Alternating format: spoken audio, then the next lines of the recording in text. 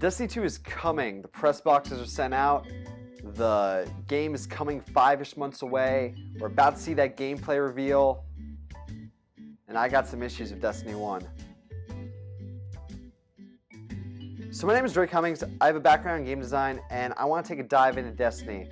I want to talk about the first game. I want to discuss what happened with this game. I want to talk about its announcement to where we are right now.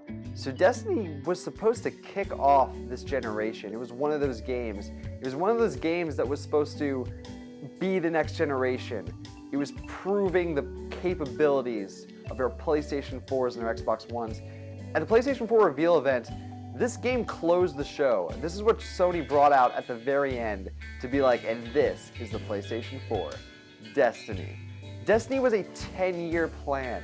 This was supposed to be a game that persisted for a decade. Can you imagine that? Can you imagine a game that you can get excited about for 10 years? Imagine a game world where governments rise and fall and economies are toppled and alliances are made and intergalactic battles and wars take place. Can you imagine all that? Can you imagine how exciting that is? How hyped that game would be? And this is coming to us from Bungie, the people who made Halo. Think about Mass Effect crossed with Halo. Think about if the people who made Halo made a space RPG. What is not to get excited about? And people were. I remember lining up for this game, and people who I didn't even know owned consoles were in line at GameStop to pick up their copy of Destiny.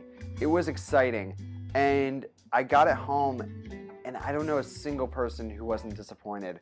I certainly was. I mean, there are people who weren't, right? There's people out there who love Destiny, and I just personally don't get it. I don't get it because to me, Destiny fails as an RPG. Destiny doesn't take place in a world, right? Like, I know what you're saying. Of course it does. You're in a place. You're in that tower. I went to Mars once. I remember all that. But, like, that's not a video game world. That's just, those are environments. Those are barely that. Those are just assets placed into a plane. Nothing in Destiny has a sense of place. You don't feel like you're anywhere. The tower feels like a menu. It feels like when you're in the Destiny tower that I'm navigating a menu for a video game, but I have to walk from each menu button. The people in that tower don't feel like they live there. No one feels like they live anywhere in Destiny. What do they do all day? Those shopkeepers don't have a life outside of giving you weapons and armor and items. Think about the guy in that game who sells you weapons. Or she, I don't remember, because they don't leave a lasting impression. They don't have a personality, they don't have a background, they don't have a life story. None of the NPCs in that game were characters. They were code that gave you other code shaped like guns and armor. And that's not how you build an RPG. That is not an immersive world. That's not a world to get lost in.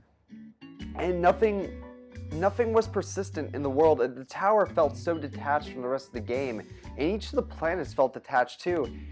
You went to a place, and like take Earth for example. You want to explore this like small slice of Russia with like no towns and no NPCs in it, where no one lives there. And I get it. I get the tower was supposed to be like this last bastion of humanity, but there's nothing out there. There's no one. There's barely a history to it. There were some old buildings. There was some wreckage. But none of it felt like there was a history there. None of it felt like things happened in that place. It felt like someone threw a bunch of assets into a world map. And that's not an exciting RPG. That's not a world worth exploring. And if you're not exploring for the world and you're not exploring to meet new characters, what's the overall story you're being told? The answer is you're really not being told a story. If you want a story, you got to go on a website and read some cards.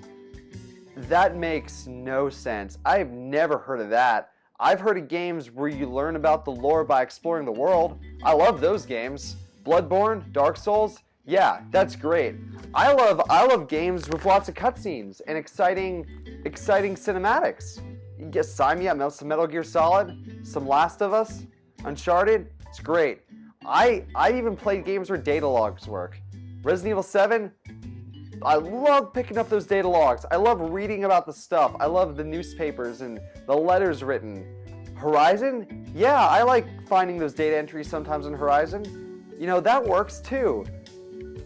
Being told to go to a website? That's homework. This is a game that assigned you homework. They told you, stop playing this game and then go research about the thing you just played. Go look it up yourself. I'm surprised they didn't make us write a paper afterwards and submit it to them. Where's the context there? Do the Guardians of Destiny log off? When you log off, do they also go to their homes and go on their computers and look up about the place they explored? Is that what's happening in that world? Because, I don't know, man. They didn't seem like they knew much about it either. And things don't matter in Destiny. What race are you? Doesn't matter. Doesn't affect anything. What class are you? Barely matters. Some different moves. It's whatever. There doesn't seem to be any reason to choose to care. There's no reason to care. And this permeates through the design as well. This permeates to the things you unlock, the things you work towards. So you finish this game where this world doesn't matter and the story isn't told to you and there are no characters to get invested in. And then at the end of it, you're told if you want this extra stuff, then you need to grind those same missions and raids over and over again to get more money. To buy what? To buy a new ship? Why am I working to buy a new ship? The ship doesn't do anything. There is no reason to have a new ship. Getting an upgraded ship in a space game should be exciting. It should be something that you work towards and you want to do. Why do you want a new ship in Destiny? Do you want it to have a new loading screen icon? Because that's all it does.